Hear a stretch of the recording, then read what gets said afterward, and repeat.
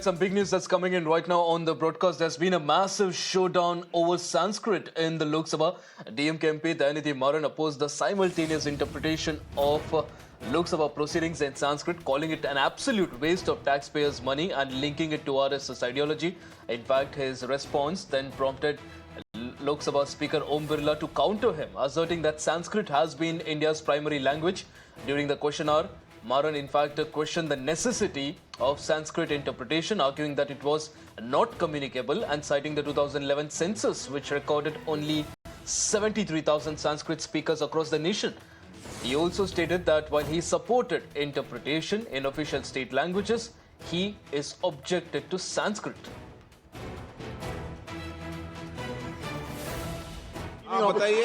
Sir, you are giving translation which is most welcome for the languages which are the state languages, official state languages. Can you tell me which state official language is Sanskrit?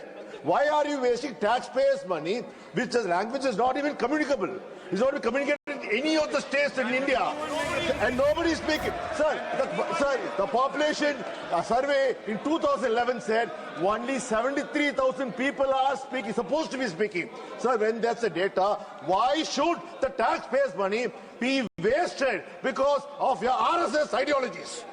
अब माननीय सदस्य, आप दुनिया के किस देश में रह रहे हो? ये भारत है और भारत की मूल भाषा संस्कृत रही है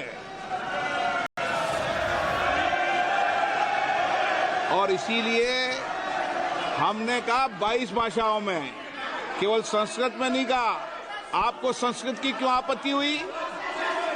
आपको संस्कृत भाषा की क्यों आपत्ति हुई? आपको हिंदी में आपत्ति हो, आपको संस्कृत में भाषा हो। भारत में 22 भाषाएं हैं जो संसद में मान्यता प्राप्त है और 22 भाषाओं में होगी, संस्कृत में भी होगी और हिंदी में भी होगी।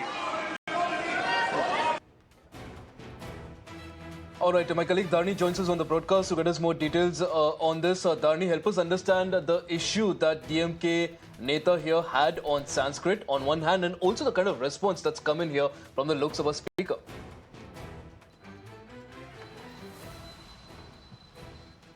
DMK MP Dayanidhi Maran raised this issue in Lok Sabha today. He has told that the simultaneous interpretation of the Lok Sabha proceedings in Sanskrit doesn't really pose any use. It is useless is what he has told, because it is non-communicable, and as per 2011 census, only around 73,000 people in the country they're able to speak and understand Sanskrit. So this is a complete waste of taxpayers' money. Simultaneous interpretation of Sanskrit in the Lok Sabha is a complete waste of taxpayers' money, is what DMK MP Dayanidhi Maran has raised. He's opposed the simultaneous interpretation of Sanskrit by citing data from 2011 census, telling that only about 73,000 people in the country understand and speak the language Sanskrit. So what is the purpose of the language being used in interpretation in the Lok Sabha proceedings if nobody is going to understand it, is the question that is being raised by Dayanidhi Maran. On the other hand, we saw how the Speaker of Lok Sabha, Om Birla, reacted to it.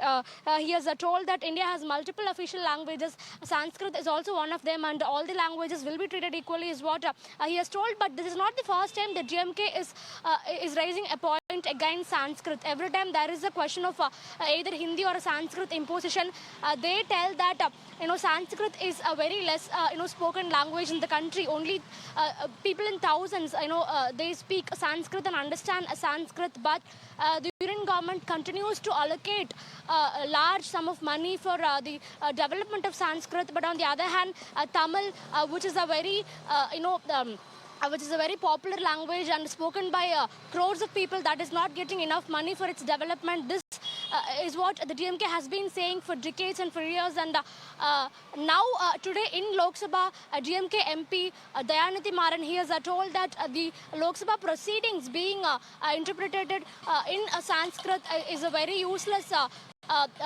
thing, because it is not understood by most of the people. It is non-communicable. So the purpose itself doesn't pose any reason, is what he says.